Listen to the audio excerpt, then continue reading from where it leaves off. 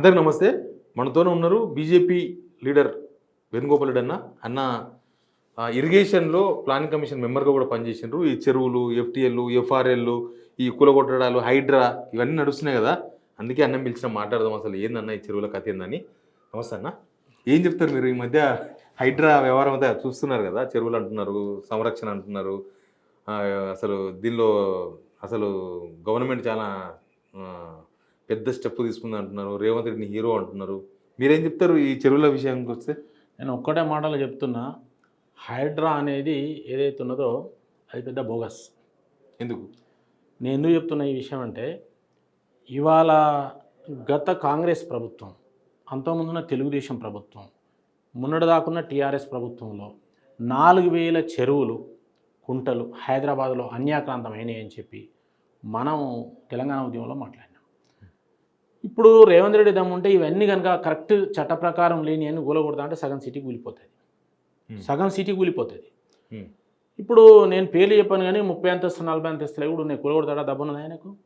ఇప్పుడు ఎయిర్పోర్టే ఇప్పుడు 111 జీవోలో ఉన్నది, 16 జీవో 111 జీవోలో ఉన్నది. 2000 ఎయిర్పోర్ట్ 2000 ఎకరాలు హిమాయత్ సాగర్ కింద వస్తుంది. అది ఏది క్యాచ్మెంట్ ఏరియాలో వస్తుంది. కూలగొడతాడా? దమ్మున్నదా? సుప్రీంకోర్టు ఏం చెప్పారు? సుప్రీంకోర్టు పోయిన కొందరు ఎంక్రోచ్ అవుతున్నారు, చెరువులు కుంటలు పోతున్నాయి. పోతే వాళ్ళని చెప్పారు, మీరు ఎఫ్టీఎల్ ఐబీ నుంచి ఎఫ్టీఎల్ ఫిక్స్ చేయండి, FTL full tank level fix చేయండి. ఫుల్ ట్యాంక్ లెవెల్ అంటే మత్తడి ఉంటుంది, మత్తడి నుంచి లెవెల్ తీసుకుంటే ఎక్కడికి నీళ్ళు వస్తాయో అక్కడ ఫిక్స్ చేయాలి. ఫిక్స్ చేసిన తర్వాత అందులో అవి ప్రైవేట్ భూములు ఉన్నాయి, ఆ భూములు ప్రభుత్వం ఎక్వైరీ చేసేందుకు వీలు లేదు, వాళ్ళకే ఉంటాయి. కానీ కన్స్ట్రక్షన్ పర్మిషన్ ఇవ్వకండి. కానీ ఎఫ్టీఎల్ ఫిక్స్ అయి ఉన్నాయా చెరువులకు? చెప్తాను చేయొద్దని చెప్పి సుప్రీంకోర్టు ఆర్డర్ అది చట్టమై ఉన్నది. కాబట్టి మీరు లోపల ప్రైవేట్ కుంటలు చెరువులలో ఉన్న ప్రైవేట్ భూములు మీరు ముట్టుకునే అవకాశం లేదు. అందులో కన్స్ట్రక్షన్కు పర్మిషన్ చేయద్దు. ఇది ఫస్ట్ పాయింట్. సెకండ్ పాయింట్, ఎవరైనా కన్స్ట్రక్షన్ చేస్తే అంతకుముందే చేసి ఉంటే, ఎఫ్టీఎల్ ఫిక్స్ చేయముందే చేసి ఉంటే దాన్ని ఆలోచించాలి. కాబట్టి ఇది వీళ్ళు ఎఫ్టీఎల్ ఫిక్స్ చేసిన ఎఫ్టీఎల్ ప్లాన్ ఎక్కడ ఉన్నది అని అడుగుతున్నా. నీ ప్లాన్ బయట పెట్టి ముందు గవర్నమెంట్ దగ్గర ఎక్కడ ఉన్నాయి? ఈ 4000 చెరువులు కుంటలు ఎఫ్టీఎల్ ప్లాన్లు ఉన్నాయి. వీళ్ళ ముఖాలకు ఎక్కడన్నా ఉన్నాయా? మళ్ళీ ఎక్కడ ఉన్నాయా అని నేను అడుగుతున్నా. లేదే ఎఫ్టీఎల్ కట్టిరని కూలగొడుతున్నారా? అరే అది కాదు, ఇంతకుముందు ఉన్న గవర్నమెంట్ కదా ఎయిర్పోర్ట్ ఇచ్చింది కదా, మరి ఇప్పుడు వాళ్ళని అడుగుతాడు అప్పుడు రేవంత్ రెడ్డి ఒక్కడేనా? ఇప్పుడు వీళ్ళదంతా రేవంత్ రెడ్డి ఒక్కడే కాదు, రేవంత్ రెడ్డి రంగనాథ్ ఇద్దరే. నేనేమంటున్నా అంటే ఇట్లా కనుక ఇదే పద్ధతిలో వాళ్ళకు షాంపిల్గా కొంతమంది కూలగొడుతున్నారు. అన్ని కూలగొట్టరు, కూలగొట్టి వసూలు చేసుకుంటారు. ఇది దడును పేలం గ్యాంగ్ వసూలు చేసుకునే కార్యక్రమం. కలెక్షన్ కింగులు తప్ప వీళ్ళు 5,000 10,000 కోట్లు వసూలు చేసుకుంటే ఎందుకన్నా సీరియస్ గా మా పార్టీ వాళ్ళు కూడా కూలగొడతాను నేనే అన్నాడు. వాళ్ళ పార్టీలో ఎవరు కూలగొట్టండి? ఇప్పుడు చెప్పు, కూలగొట్టలేదు. మరి ఎవరు కూలగొట్టాడు? కూలగొట్టు కాదు, ఎన్ని కూలగొడతావని నేను అడుగుతున్నా. నువ్వు ఐడెంటిఫై చేయి, ఎన్ని చెరువులు ఉన్నాయి, ఎన్ని కుంటలు ఉన్నాయి, ఎన్ని ఎఫ్టీఎల్ ఉన్నాయి, ఎన్ని అవుతాయి. నువ్వు దమ్ముంటే నీకు ఏది ఆక్యుపై ఎవరైతే ఎక్కడైతే ఎస్సీ ఎస్టీ భూములు కానీ, హైదరాబాద్ చుట్టుపక్కల కానీ, హైదరాబాద్లో కానీ ప్రభుత్వ భూములు కానీ ఆక్యుపై చేసిన భూములు, నువ్వు భూములు తీసుకో. నీ భూమి కాదంటే నువ్వు పోయి కూలగొడుతున్నావు అక్రమంగా కట్టిండని. కానీ నువ్వు ముందు భూములు అన్యాక్రాంతమైనాయి కదా, భూములు తీసుకో. ప్రభుత్వానికి పని కదా. ఇప్పుడు నువ్వు ఎన్ కన్వెన్షన్ కూలగొట్టినా. ఎన్ కన్వెన్షన్ 20 సంవత్సరాలు అయింది అనుకుంటా నేను కట్టి. 2010లో కట్టిర్రు, 2024 2010లా సపోజ్ 14-15 ఏళ్ళు అవుతుంది. అప్పుడు వాళ్ళకు టెనెంట్ యాక్ట్ వస్తుంది 12 years దాటితే. నేనేమంటున్నా అంటే కిరణ్ కుమార్ రెడ్డి ఉన్నప్పుడు వాళ్ళు కోర్టుకు పోయినారు, ఇట్నే వస్తాయి. ఒక కొద్ది ప్లేస్ ఓపెన్ ల్యాండ్ మాత్రమే ఎఫ్టీఎల్ ఉన్నది, మిగతా లేదని అన్నారు. సరే వాస్తవం ఏమన్నా, భూమి మాత్రం పట్ట ల్యాండ్. వాళ్ళు 7 ఎకరాలే ఉంది, 3 ఎకరాలు చెరువు అంటారు కదా, 10 ఎకరాలు. ఇప్పుడు ఆయనకి ఎంతైతే రిజిస్ట్రేషన్ ఉన్నదో నాకు తెలుసు, నేను అడిగిన, అంటే వాళ్ళని కాదు నేను చూసిన, అంటే వాళ్ళకి ఎంతైతే భూమి కొనుక్కున్నారు, ప్రైవేట్ ల్యాండ్ అది, చెరువు శిఖాలనే ఉండవచ్చు, అది ప్రైవేట్ ల్యాండ్. వీళ్ళు కొనుక్కున్నారు, కొనుక్కొని కట్టిన దాని మీద ఎఫ్టీఎల్ పరిధిలో వస్తుంది అనుకున్నప్పుడు వీళ్ళు కోర్టుకు పోతే కోర్టు స్టే ఇచ్చింది. ఒక 4 meters ఓపెన్ ల్యాండ్ ఉందని చెప్పారు. ఇది ఒక అంశం. ఆఫ్ కోర్స్ కొంత ఉండవచ్చు కూడా. నేనేమంటాను, ఇప్పుడు దాన్ని కూలగొడితే నీకు ఏమొచ్చిందని నేను అంటాను. ఇప్పుడు ఏదైతే దాని పక్కపొట్టు ఉన్న చిన్న చెరువు ఏదైతే ఉన్నదో అందరూ కూలగొట్టాలన్నారు కదా, ఇన్కన్వెన్షన్ ఎప్పటి నుంచో కూలగొట్టాల్సిందే. నేను ఏమంటున్నా అంటే, ఈ కూలగొట్టాలంటోళ్ళకు దూరపు ఆలోచన ఉండదు, అదొక హీరోయిజంగా ఫీల్ అవుతాను. ఏం లాభం ప్రభుత్వానికి, ప్రజలకు దానివల్ల ఏమైనా లాభం అని నేను అడుగుతున్నా. ఫస్ట్ ఒక నిమిషం నన్ను చెప్పండి, ప్రభుత్వానికి కానీ ప్రజలకు ఏమైనా లాభమా? వాళ్ళు ట్యాక్స్ కడుతున్నారు, జిఎస్టీ కడుతున్నారు, ఇన్కమ్ ట్యాక్స్ కడుతున్నారు, మున్సిపల్ ట్యాక్స్ కడుతున్నారు. చెరువు లేదా చెరువు చుట్టూ కంప్లీట్ అపార్ట్మెంట్స్ వచ్చేసినాయి. ఇప్పుడు అవన్నీ కూలగొడతాడా ఆయనే?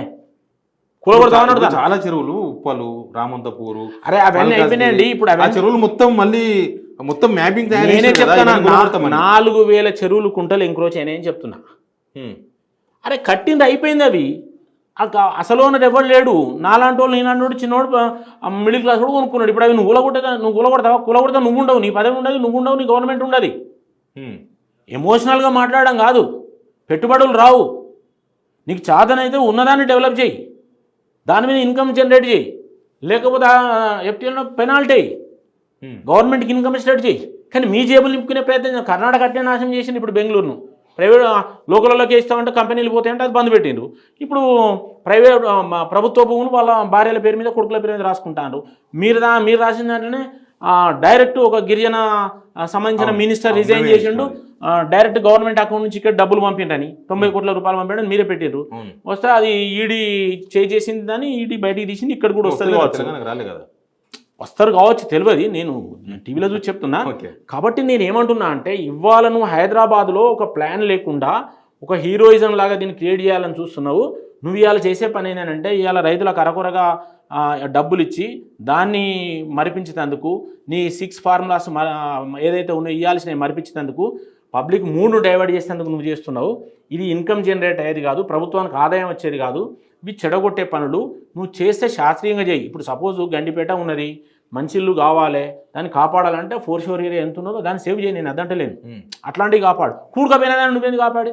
సిటీలో ఉన్నాయని మొత్తం ఇంతంత అయిపోయినాయి, చిన్నగా అయిపోయినా చుట్టూ వచ్చిన కదా ఏం చేస్తావు. ఇప్పుడు చూడు ఉప్పల్ చెరువు చూడు, ఉప్పల్ దాటినాక మొత్తం బండేసిండ్రు, చుట్టూ అపార్ట్మెంట్స్ కూలగొట్టలేవు కదా. నేను కబ్జాలే లెక్కేసుకుంటే కబ్జా చేసిన చేయద్దు అంటలేను, కానీ చాలా కబ్జాలు అయినాయి అంటున్నా. సగం సిటీ పోతుంది అట్లా. అంటే ఇందులో 3-4 రకాలు ఉన్నాయి. ఎఫ్టీఎల్ ఏరియా వేరు, భూమి వాందే, అది కబ్జా కాదు. నేను ముందే చెప్పిన కబ్జా చేస్తే తీసుకో, నేను అద్దంటలేను. భూమి నీది కాదు కానీ ఎఫ్టీఎల్ పరిధి అని నువ్వు గులగొట్టినావు, దాన్ని వ్యతిరేకిస్తున్నా. కానీ ప్రభుత్వ భూమిని కబ్జా చేసిన దాన్ని వద్దంటలేను నేను. ప్రభుత్వ భూమిని కబ్జా చేస్తే నీకు దమ్ము ఉంటే తీసుకో, మొత్తం లక్షల ఎకరాలు వెళ్తాయని చెప్తున్నా. అట్లా ఇప్పుడు గండిపేట ఉన్నది, 4 షోర్ ఏరియా, డ్రింకింగ్ వాటర్ కాపాడాలనుకో కాపాడు. హిమాయత్ సాగర్ ఉన్నది, ఎయిర్పోర్ట్ తీసి పారాయి, కాపాడు. మరి నేను పేరు చెప్ప 30-40 అంతస్తులు ఉన్నాయి ఇప్పుడు. ఇలా రాజకీయ కక్షల్ని ఆంధ్ర మైగ్రేట్స్ వాళ్ళు కూలగొడతాడేనే. ఇంట్లో కొంతమంది పత్రికాధిపతుల కుట్రలు ఉన్నాయి, ఇంట్లో కొంతమంది రాజకీయ నాయకుల కుట్రలు ఉన్నాయి, సెలెక్టెడ్ కూలగొడతారు వాళ్ళు. ఇవన్నీ వాళ్ళ పాపం అంటుంది. ఇవన్నీ సెటిల్మెంట్, ఎంత సెటిల్మెంట్ చేసుకునే కథ ఇదంతా. ఇప్పుడు సెటిల్మెంట్ అంత సెటిల్మెంట్. నీకు హైదరాబాద్లో ఎన్ని కూలగొడతావు నువ్వు? ఇప్పుడు పెద్ద పెద్ద రియల్ ఎస్టేట్ కంపెనీ, ఇప్పుడు గవర్నమెంటే తప్పు చేస్తుంది. గవర్నమెంటే నువ్వు రూల్కి వ్యతిరేకంగా ఇస్తున్నావు. రూల్కి వ్యతిరేకంగా ఇప్పుడు మా వరంగల్ ఉన్నది, వరంగల్లో భద్రకాళి ట్యాంకు 97లో 4 షోర్ బండి వేసారు. భద్రకాళికి 4 షోర్ బండి అయితే ఏమన్నట్టు అదే ఎఫ్టీఎల్ కదా. ఇక మళ్ళీ దాని ఇవతల ఎఫ్టీఎల్ ఎట్లా పెడతావు? మళ్ళీ ఎఫ్టీఎల్ పెట్టి చిన్న ప్లాట్లు ఉంటే వాళ్ళం ఇబ్బంది పెడతా ఉన్నారు. ఒకటి దాన్ని మళ్ళీ బఫర్ జోన్ అని పెడతారు. నేను కలెక్టర్ చెప్పిన, అరే మీకు ఏమైనా ఉన్నా అదే ధమాకు ఉందా ఏమన్నా, మీరు 4 షోర్ బండి వేసినాక ఇవతల ఎఫ్టీఎల్ ఎట్లుంటుంది అని అన్న. తీసేయి ఎఫ్టీఎల్ బండి తీసేయి, అప్పుడు ఎఫ్టీఎల్ పెట్టు. లేదంటే బండి అయితే అదే దాటైతే నీళ్ళు రావు కదా. మరి యువతల నీళ్ళు ఉంటాయి, యువతలు అంటే మీరు డ్రైనేజ్ చేయలేదు, డ్రైనేజ్ చేయకపోతే నీళ్ళు ఆగుతున్నాయి. డ్రైన్ చేయకుండా ఏం చేయకుండా పబ్లిక్ ప్రాబ్లం క్రియేట్ చేసి బండి వేసేసి మళ్ళీ ఎఫ్టీఎల్ అని పెట్టి ధమాకు లేని పనులని చేస్తున్నారు. ఇప్పుడు ఇది కూడా సామాన్యులు రోడ్ల మీద నీళ్ళు వస్తున్నాయి కాబట్టి ఇదంతా చేస్తూ ఉంటారు.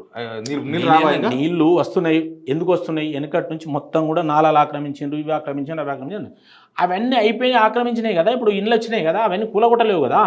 దాన్ని ఆల్టర్నేట్ ప్లాన్ తయారు చేయాలి కదా. నేనేమంటున్నా, ప్రభుత్వ భూమి కబ్జా పెడితే దాన్ని తీసుకో, కాదంటలేను. ఇల్లీగల్ కన్స్ట్రక్షన్స్ ఉంటే రెగ్యులరైజ్ చేయి డబ్బులు తీసుకొని. ఎఫ్టీఎల్ పరిధిలో ఏదన్నా రేపు సేవ్ చేస్తే మంచినీళ్ళకి ఎక్కడికి వస్తుంది అనేది ఏదన్నా ఉంటే అట్లాంటి వాటిని చెయ్యి జెన్యున్గా. కానీ ఈ రకమైన చేయడం వల్ల ఏం ఉపయోగం? ఇవన్నీ సెటిల్మెంట్ కొరకే అని నేను చెప్తున్నా. This is wrong. రైట్ అన్న, ఎన్ కన్వెన్షన్ కూలగొట్టడం 100% రాంగ్.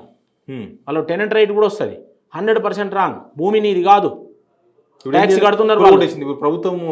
ఏమి కదా ఆడ భూమి ఆయనదేనే. ఆడ ఏం చేస్తుంది? కూలగొట్టిన శిథిలాలు ఆనే ఉంటాయి, సపరేట్ ఉంటుంది. కట్టినప్పుడు వాళ్ళు ఇంత మళ్ళీ ఏదైనా గ్రీనరీ చేసుకుని సపరేట్ ఉంటారు. ఏమైతుంది? ఏం కాదు. నీకు ప్రభుత్వానికి వచ్చిన లాభం ఏంది? ప్రజలకు వచ్చిన లాభం ఏంది? ఇప్పుడు కనీసం ట్యాక్స్ అని కడుతున్నారు కదా వాళ్ళు. ఇప్పుడు అది రాదు. ఎందుకు ఇస్తారు? కూలగొట్టిన ట్యాక్స్ ఎక్కడ వస్తుంది? కూలగొట్టిన ట్యాక్స్ ఎక్కడ వస్తుంది? ఇక కొంతమంది ఇష్టారాజ్యంగా మాట్లాడుతున్నారు. హీరో అంటే ఉన్నోని మీద అట్లా కాదు కదా, నీకు ఏది న్యాయం ఏది అన్యాయం అనేది చూడకుండా మాట్లాడితే ఎట్లా? ఓకే. అదే నేను అంటున్నా, నీకు ఇట్లయితే ఏ పెట్టుబడులు కూడా రావు, హైదరాబాద్లో కూడా వాపసు పోతారు. ఈ రాజకీయ కక్షలు భయంకరంగా ఇట్లాంటివి చేయడం తప్పు చాలా.